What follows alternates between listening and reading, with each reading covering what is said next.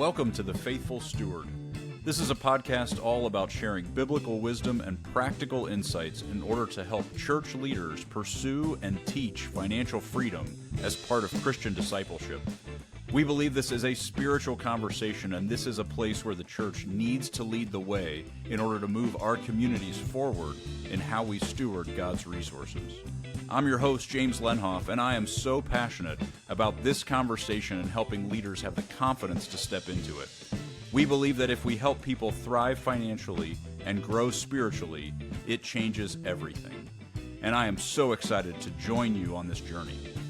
This podcast is brought to you by Good Sense. If you'd like more information about what we're up to, you can go to our website at goodsensemovement.org. All right, let's get started with today's conversation. Today, we're going to kick off a two-part series where we're going to address something we get a lot of questions about. One of the challenges in church is that we are trying to speak to what it looks like to honor God with all of His resources, but we are speaking to an audience that has a lot of different circumstances that they're facing. And one of the problems the church has always had when it comes to this particular topic of financial stewardship is we are aiming one message at three entirely different audiences. And so we tend to be afraid to dive into it because it doesn't feel like it applies to everybody in the same way. It's hard to give really practical direction because not everybody can do what we're talking about or depends on the circumstance. And so we just kind of avoid it. And that's part of the problem. The church needs to get into this conversation. We need to be leading this discussion. We don't want to leave it to the financial news media and the gurus out there to drive this conversation. We want to step into leadership in our individual communities and give them direction. It is a healthy thing to do. And so one of the questions we get from the people who are trying to do that is, how do I do that? How do I address these three totally different situations in a way that makes sense? In a good sense, we think we have solved this problem by allowing the church to engage in one big conversation together, because the 6 ideas that we teach in our Freed Up app apply to everybody, no matter what their circumstance is. That a faithful steward is what we're trying to aim at, that we don't claim ownership of any of this stuff. It's all God's. But a faithful steward is a diligent earner, a prudent spender, a generous giver, a wise saver, and a cautious debtor. Those are the 6 ideas. But how they apply, how they directly impact the family that is going through the program depends on the situation that family is facing.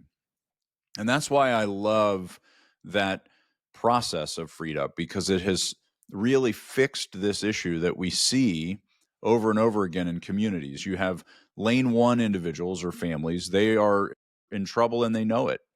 They're struggling, they're striving, they're failing in a lot of ways to make ends meet, and they are panicked and scared, and they feel a lot of shame around money. They feel like they have failed, and they don't need to be beat up. They don't need to be scolded or shamed. They already feel shame. They actually need hope. They need a path to stability.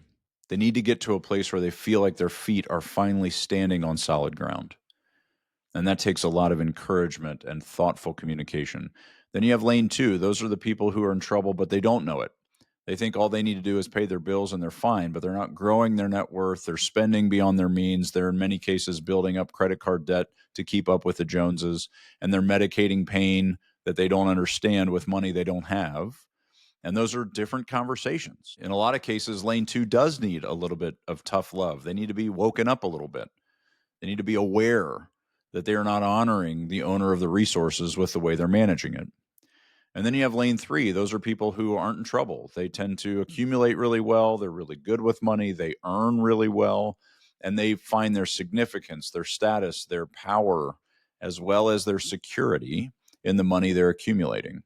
And so this is the problem. The church looks at those 3 audiences and says, how do we communicate to them? How do we lead them? And that really is an issue, and I understand it. If you are a stewardship pastor, if you have been having conversations with families, one of the things that I really want us to work on over these next couple podcasts is, how do we engage these different situations? How do we meet somebody who's in lane 1 and give them what they need? How do we meet with somebody who's in lane 2 and call them to clarity, give them a path that helps them understand what's happening and gives them awareness of where they are not honoring the Lord. And then how do we engage with lane 3 without asking them for more money, without making it about just getting more from them, but actually calling them to faithful stewardship that releases them into honoring God in all the ways that they manage his resources, not just when they're giving to our church, right? Those are the challenges that I want to address in these next couple of podcasts. And so if you are a leader and you're having these conversations, or you're a financial coach in your church and a ministry that is meeting with families, this is what we're going to unpack over the next couple of episodes.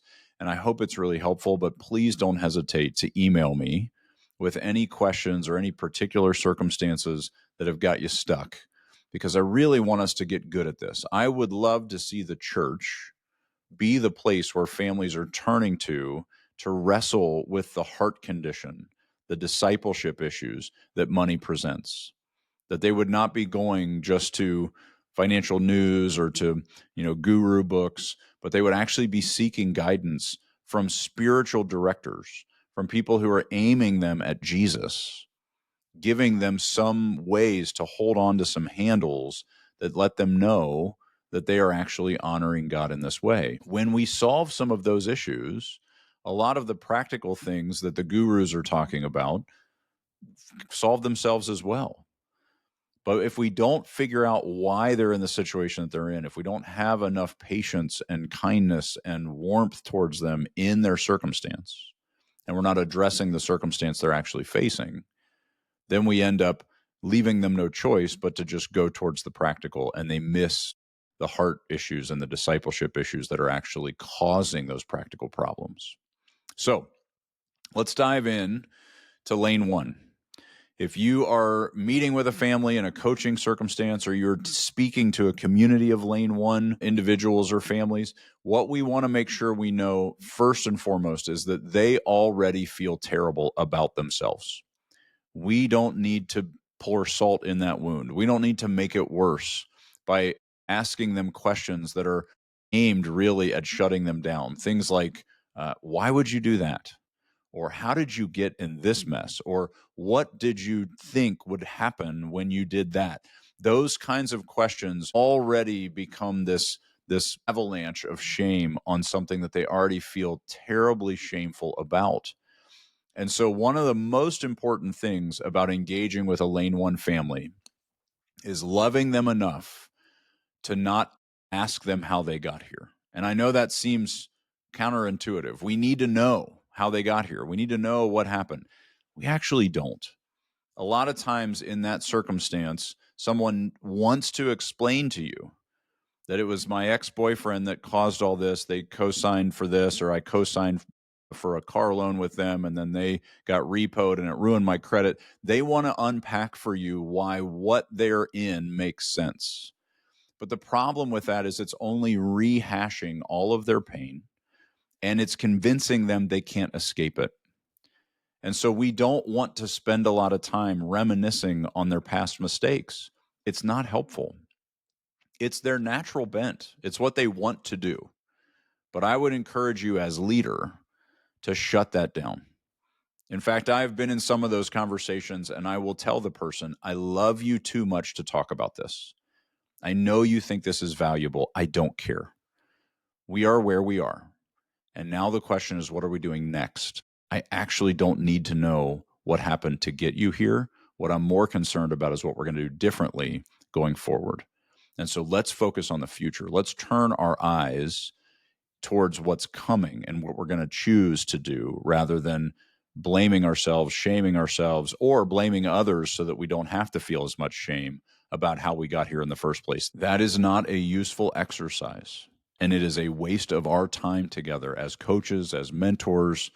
If we're pastoring them, I know it feels like we should sit in that with them, but it's actually the opposite. We should move on. We should get them moving forward. One of the hardest things for lane 1 to understand is how much we'll need to change. Many times in that lane 1 situation, we see that they have gotten a fair amount of debt in place. Maybe they're behind. Maybe they've had some collections. They are in a situation where they are chasing their tail and trying to overcome their past mistakes, but their biggest hurdle is just not making new ones. And a lot of times, in order to set them up for success, we need to go with a really extreme response to their situation. It may be that we need to think in terms of kind of a scorched earth approach. You've got to sell the car.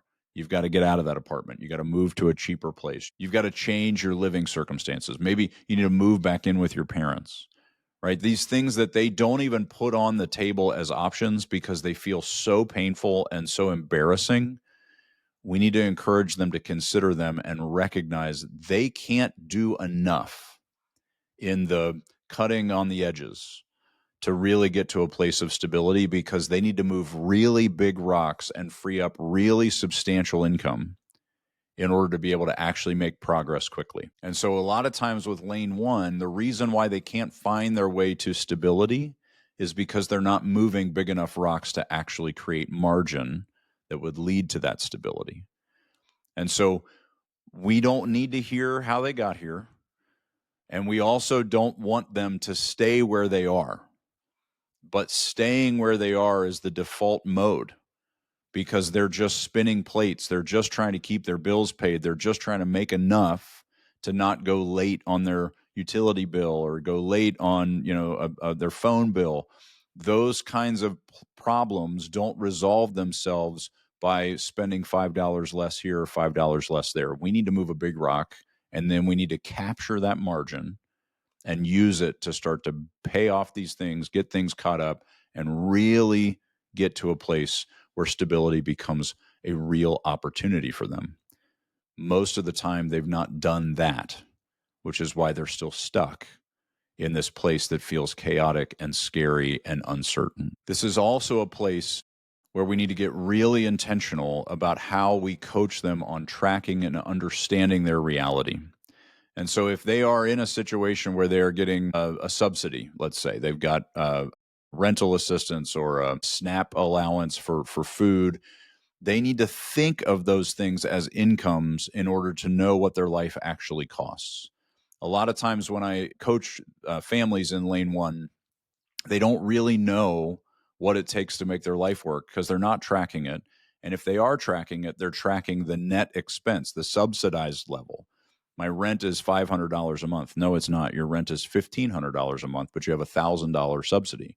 Or my grocery bill is X amount dollars a month. Well, that's after you take into account the fact that you've got that SNAP benefit. We need to make sure we're coaching these families to understand the full reality they're facing. Their life costs them much more than they think it does, which is why they're always confused why just a small tweak here or there doesn't seem to fix it.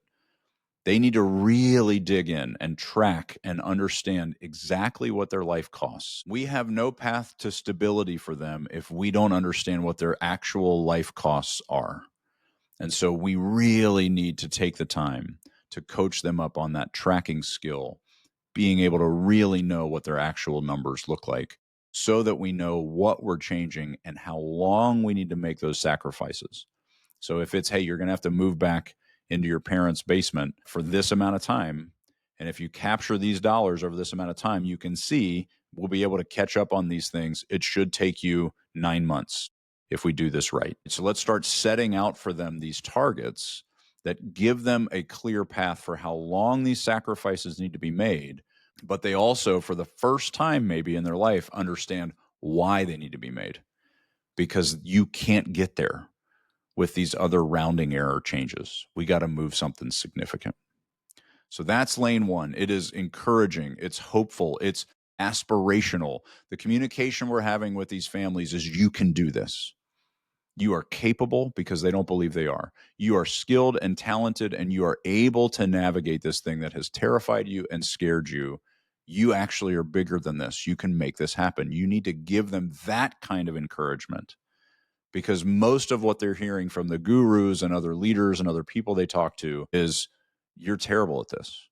You've done this wrong. You've messed this up. You can't recover. And those kinds of messages are so self-defeating. We need to flip the script and give them a path of hope and encouragement, but clarity on what it actually takes in order to find stability in their life. Lane 2 is a different conversation. Lane 2, when you're coaching those families, they have enough resources. They are making enough money, but they have defined success mostly in the definition of paying their bills, that their cash flow is covering their costs. Their income and their expenses are close enough to each other. Maybe they're a little bit negative each month, but not by much, because they've stacked up credit card debt or they've stacked up financing on different things they've bought, but they're not paying attention to where it's going or why.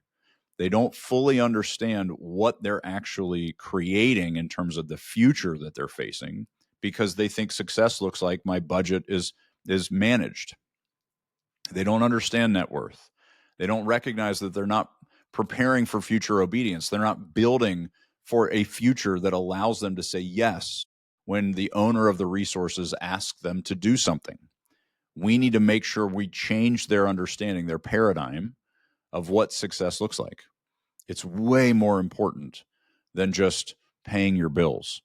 It's building a solid foundation for the future so that you're able to be obedient in that future. You're not scared. You're not running from a scarcity mindset. The other thing they need to do is recognize that they're continuing to make the same decisions that fill their cash flow up. So they allow their lifestyle to chase their income, which means their income has to continue to chase their lifestyle. And they just keep ramping each of those up. And they're constantly under pressure. They have no margin in their life. They are running at absolute max heart rate all the time to keep all these things afloat. And they think they're succeeding, but they're failing. And so the lane 2 conversation is a little bit more of a tough love kind of discussion. It is waking them up to the fact that this won't work. They will eventually hit the wall. At some point, their income is going to cap out and their lifestyle is going to keep growing. At some point, this thing flips on itself. And we better get ahead of it and start getting used to having margin. This particular conversation with lane 2 is where I bring in that concept that the hardest part of money is the having of it, building it up and letting it sit there, not letting our brains tell us all the things we could be doing with it, all the stuff we could spend our money on, all the ways we could enjoy or have shared experience, or we need to just let it be and stop allowing this discontent that we're being bombarded with from all sides to get into our hearts. We've got to grow into a place where we find contentment and peace, and we allow that money to grow and accumulate for future obedience rather than spending it as soon as we have it. So one of the most critical differences I see between lane 1 and lane 2 is lane 1 is in crisis now. And lane 2 will be in crisis eventually. They're making it work. They're figuring it out right now, but they're not feeling the level of shame and failure. They feel like they're doing pretty well, but they will hit the wall and eventually they will face a crisis. And if we wake them up now, we can get them to avoid the pain that's coming. And so we do want to give them a little bit of a shake. And most of the time, this is rooted in them getting to a place of clarity, understanding what it is that keeps motivating these buying decisions. What are you trying to buy? Is it status? Is it significance? Is it a sense of value or worth? Those are all things that we tend to medicate with money we don't have if we're not careful. And so we need to know what's driving those decisions. We also need to really hone in on this lack of intentionality we see a lot of times. Lane 2 families will say, we spend less than we make, so it's fine. We need to call them to a higher level of accountability to the owner of the resources. It's not enough to just say you spent less than you made. What did you do with it? Where did it go? If you don't know, I don't believe that is faithful stewardship. It's just that you're spending less than what came in, but you still don't know how you honored or if you honored the owner of the resources with his stuff. And so we want to really hone in on why we're tracking. It's not just to make sure we're not in trouble, but it's also to make sure we're making decisions intentionally ahead of time. What are we going to spend in these categories? The spending plan is such a gift to lane 2. Deciding ahead of time what we will spend, then having the freedom to do exactly what we said we would do. We don't need to restrict and self-loathe when we do spend money we planned on spending. But we do need to make sure that when we're spending it, it's because we decided to before we actually took out our wallets. If we're making these decisions in the moment, emotionally, reacting to a marketing message, reacting to an urge that we have that is mostly rooted in medicating whatever that pain, that motivation is that we tend to use, we will continue to make unintentional, emotional decisions around money, and that is not faithful stewardship. Lane 2 also needs to be called to deciding what is enough. More is always better. Just a little bit more is the tendency that we see in a lot of lane 2s. In their case, that little bit more is spending. In lane 3's case, a little bit more is related to hoarding, over accumulating, and over saving. It's the same coin. It's just two sides. A little bit more stuff in lane 2 and a little bit more money and security and power in lane 3. So we want to make sure we call them to a level of decision around what enough looks like. What is contentment? Draw the lifestyle cap, say this far, no further, and then live within that restriction, because that is peace and delight and beauty. It's all in there. Lifestyle cap does not mean restriction to a point of misery. We are putting the things in we're choosing, but we're choosing ahead of time, and then we're drawing the line and saying that's enough. This is the kind of aspirational coaching lane 2 needs. So lane 1 needs to be told they can do it and they're capable, and this is how we're going to do it, but it's going to take a big rock. Lane 2 needs to be woken up to the fact that they are not honoring the Lord with the work that they're doing, that they're not being faithful in their stewardship, but also an awareness that they don't have clarity around what's happening and where it's going. And it's there, it's available, there's enough. They just need to put some design around it, some structure, some intentionality in order to start to step into faithful stewardship and honor the Lord with his resources. So in lane 1, the conversation is mostly around cash flow. How do we balance the ins and the outs? How do we get to a place where we can create some margin, get to some stability, and start to catch up on the things we're behind on? It's all cash flow. We're not worried at this point around building for the future and creating a net worth. At this point, it's about just trying to get out of the hole that we may have dug. Lane 2, they've somehow been able to not dig a giant hole, but they're not being effective. And so lane 2 is more of a focus on building a net worth. Let's start actually aiming at progress, real meaningful progress. So let's get our emergency savings in place. Let's make sure we're building long-term savings, managing debt, cautiously approaching debt and minimizing our use of it. And more importantly, let's make sure we start stepping into generosity with that margin that we create. Let's start moving towards a tithe. Let's start stepping into what God has always been calling us to. One of the most valuable things the tithe does for lane 2 is it gives them a fixed limit. If you are going to give 10%, that means everything else has to fit in 90. So we start to actually have the discipline of restricting ourselves instead of just spending everything that comes in. It's a beautiful gift that God has given us to give us the experience of denying ourselves all of it and starting to live within a boundary. And in lane 2, we need to start building those boundaries so we can prepare for the future, building the net worth, and also today step into generosity. Generosity is not something that comes when your net worth is big. It comes right now. And it's rooted in drawing those lines and saying, this is enough. I don't need this much. And generosity is the joy that lane 2 is missing. They think the joy is in spending. They think the joy is in buying more stuff and accumulating more things. Once they taste the joy of generosity, they don't tend to go back. They would rather experience generosity than more stuff. And then the restriction starts to have a meaning to it and a purpose to it rather than just denying themselves their own self-indulgence. So let's get super practical.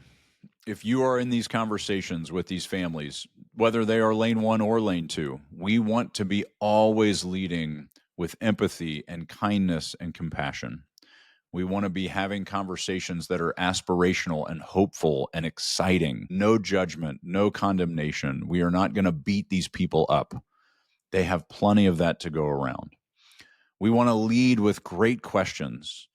Asking great questions is what unlocks their answers. And when it's their answer, they're more likely to do it. And when we step into these conversations where debt has become a burden, what we want them to do is recognize that debt is the symptom of the problem. It's not the problem. They have something in them that is driving them to use debt because it's less painful to pay the payments on the debt they took in than it is to actually face what they're really feeling and what they're trying to medicate. And if we let them believe that debt is the problem, they won't actually fix and face the real problem. They won't take what's in their heart to the Lord and ask Him to heal it. And so we end up in this cycle where they willpower their way into fixing their debt, and then it comes right back because the reason the debt is there never changed. And so we really want to make sure we're encouraging them to ask themselves and their family great questions on what's motivating these spending decisions, so they recognize that it's their heart condition, their spiritual condition that's creating the debt. The debt is not actually the problem, it's the symptom. And so when we approach these conversations this way, they tend to stay more positive, more optimistic, and more specifically focused on the internal change in their heart and how they think about this stuff. And when we get that to change, the practical things change themselves. They still need blocking and tackling. They still need to know how to track and all that kind of stuff.